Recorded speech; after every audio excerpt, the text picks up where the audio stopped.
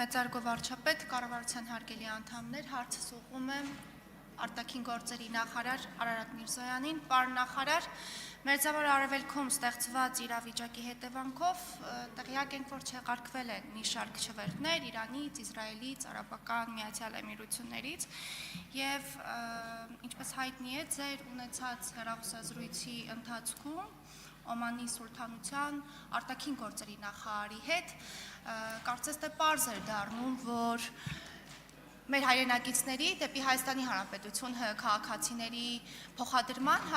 հետ վերադարձի ուղղությամբ մեխանիզմները պարզեցվել էին, դյուրինացվել, ինչ ասել է պարզեցում, ինչ փուլում է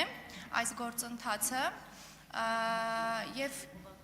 ինչ ստատիստիկա ունենք այս պահին մեր հայրենակիցների հետ վերադարձի ուղղությամբ, ինչ քայլեր են ձեռնարկվել, շնորհակալ եմ։ Հարցին կպատասխանի արտաքին գործերի նախարար Արարատ Միրզոյանը։ Համեցեք, պարոն Միրզոյան, խնդրեմ։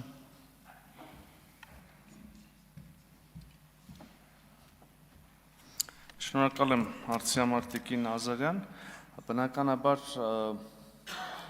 տարածաշրջանում Իրանի շուրջ ուրեմն իրավիճակի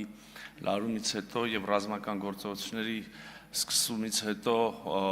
բոլոր վերաբերելի երկրներում մեր դեսպանությունները բերվել են աշխատանքային արտակարգ ռեժիմի, կապ է հաստատվել Հայաստանի Հանրապետության քաղաքացիների հետ, այդ թվում եւ քեթեժ գծերի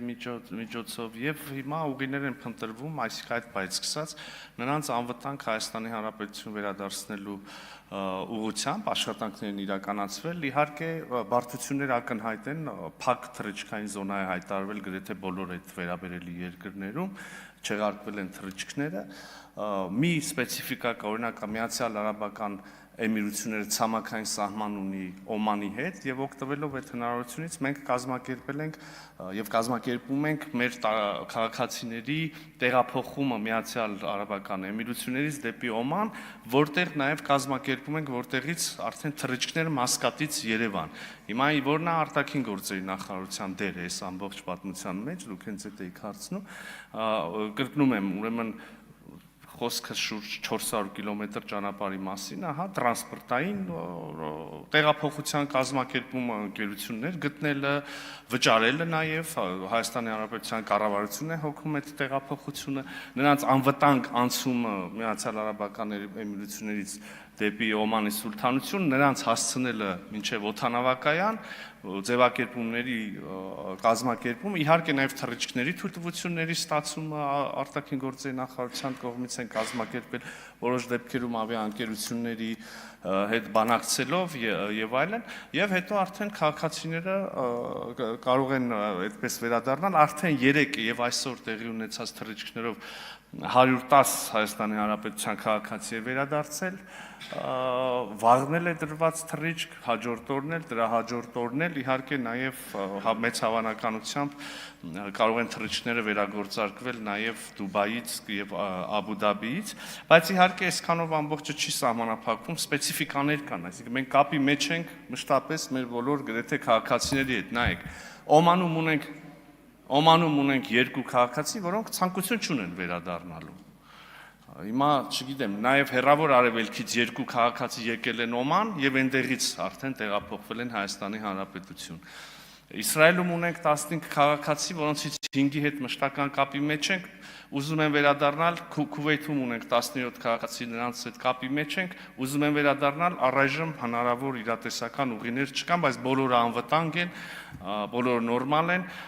Դոհայում ունենք քաղաքացիներ, առայժմ վերադառնալու հնարավորություն չկա, բայց բոլորը ապահովված են հյուրանոցներով, սնունդով, Դոհայում մնացած քաղաքացիներից 2-ը դեղորայքի կարիք են ունեցել, դեսպանության ուրեմն միջոցներով այդ դեղորայքը հասցվել է, ավելորդ ասել, որ նույն Օմանում, նույն բոլոր տեղերում ամբողջ արվել է նաև դեսպանությունների միջոցով, Լիբանանում կրկին ուրեմն բարի համույթ կար, որը արդեն վերադարձավ վայրեջք կատարեց Երևան, էլի Լիբանանում Հայաստանի Հանրապետության դեսպանության ջանքերով եւ ուղեկցությամբ հասցվել խումբը օդանավակայան, Վիետնամում ունենք քաղաքացի մեկ, որը ունի Բահրեյնում մշտական կացության իրավունք, որը ցանկություն չունի ընդհանրապես վերադառնալու, միևնույն ժամանակ ունենք 17, եթե չեմ սխալվում, քաղաքացիներից բաղկացած խումբ, որը Հնդկաստանում ունենք 117 քաղաքացիներ, որոնք այնտեղ են տուրիստական նպատակներով եւ Sevan Startup ուրեմն սամիթի ծրագրի շրջանակներում ուղիներ ենք փնտրում նրանց վերադարձնելու։ Շրի Լանկայում ունենք քաղաքացի, այսինքն բոլոր տեղերում նախ կապ ունենք եւ երկրորդ փորձում ենք հաճախ ստացվում է, մյուս տեղերում ուղղակի անհնարավոր, որտեղ թռիչքներ փակ զոնա է եւ այլն։ Արձագանք։ Շնորհակալություն, պարոն Միրզոյան, ձեր պատասխանից ըստ էության կարող ենք արձանագրել, որ այսօր առավոտից մամուլում տեղ գտած վերնագրերը առայն, որ քաղաքացիները վճարելով մինչև ընդհուպ $1400 գումար ծախսելով պիտի հասնեն Երևան կամ հասել են Երևան, կարող ենք արձանագրել, որ իրականության հետ կարծես թե աղերս չունեն, որովհետև ինչպես հասկացանք, կառավարությունը հոգում է այս ծախսերը, ընդ որում նաև սնունդի եւ հյուրանոցի համար հոգում է։ Ես այդպիսի բան չասեցի Տիկին Ազարյան, ես ասեցի կառավարությունը փորձում է նրանց տեղափոխել Մասկատի այսինքն Օմանի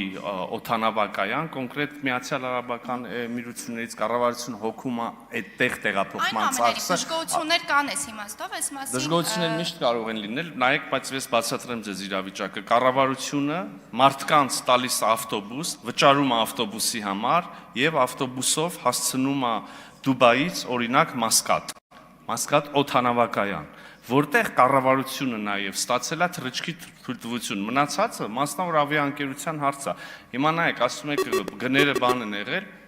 բայց օրինակ եկեք նաև հասկանանք, մենք խոսել ենք, բանակցել ենք ավիաընկերությունների հետ, եկեք արձանագրենք, որ այդ նույն սովորական թռիչքով չի, չէ, ճանապարհով չի թռնում ինքնաթիռը, փակ այդ ամբողջ, այսինքն օդանավը Մասկատ Երևան թռիչքի համար այլևս այսպես չի գալիս, չգիտեմ, այսպես է գալիս։ Այդ նշանակում է կրկնակի երարկի ժամանակ օդում, ըստ այդմ նաև ծախսեր եւ այլն։ Օրինակ, եթե հետաքրքիր է մի թռիչքի ինքնարժեքը ինձ ասեցին $170,000 է, եթե դա պայմանական բաժանես, ասենք, չգիտեմ, 200 քաղաքացու վրա արդեն կարաս ֆիքսես, որ ինքնարժեքը մեծ տոկոս է։ Ես իսկապես չեմ իմանում գները։ Ես որպես կառավարության անդամ հոգ եմ տարել այն մասին, որ մեր քաղաքացիները տուն վերադառնալու հնարավորություն ունենան եւ մի մասն էլ ճանապարհի տեղափոխել են։ Հետո արդեն ներողություն,